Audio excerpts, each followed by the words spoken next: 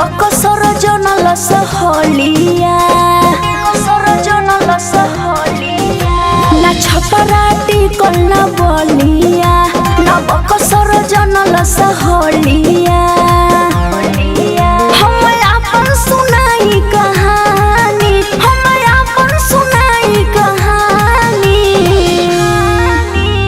काटे काटे मोर चढ़ली जवानी मरद खोजे आ राजानी मरद खोजे आ राजानी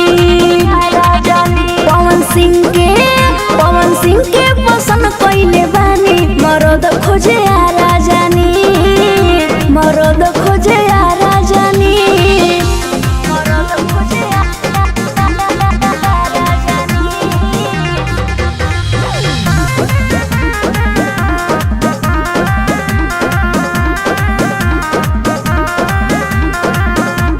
सासाराम खत्म बारे साफे हो धक्के के हो चापे कि सब जमाइनी हो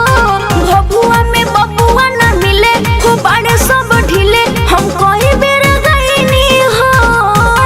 मरद खोजे आ राजानी सासाराम खत्म बारे साफे हो धक्के के हो चापे कि सब जमाइनी हो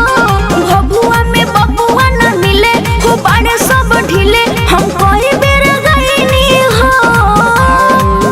उहे बुझस मोर परेशानी उहे बुझस मोर परेशानी काटे काटे मोर चढ़ली जवानी मरद खोजे आ राजानी मरद खोजे आ राजानी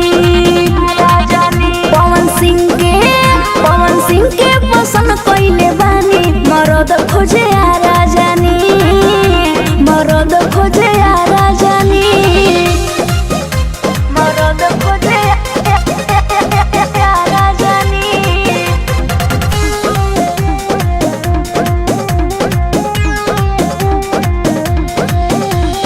मजा नहीं मिलल भरपूर हम गइनी गोरखपुर कि सब मिलल उहे हो गाजीपुर बनारस आजमगढ़ कि पड़ल जब नजर तो डाल देलस मुहे हो मरद खोजे आ राजानी मजा नहीं मिलल भरपूर हम गइनी गोरखपुर कि सब मिलल उहे हो गाजीपुर बनारस आजमगढ़ कि पड़ल जब नजर तो डाल देलस मुहे हो भइल बानी हम उनकर दीवानी भइल बानी हम उनकर दीवानी काटे काटे मोर चढ़ली जवानी मरद खोजे आ राजानी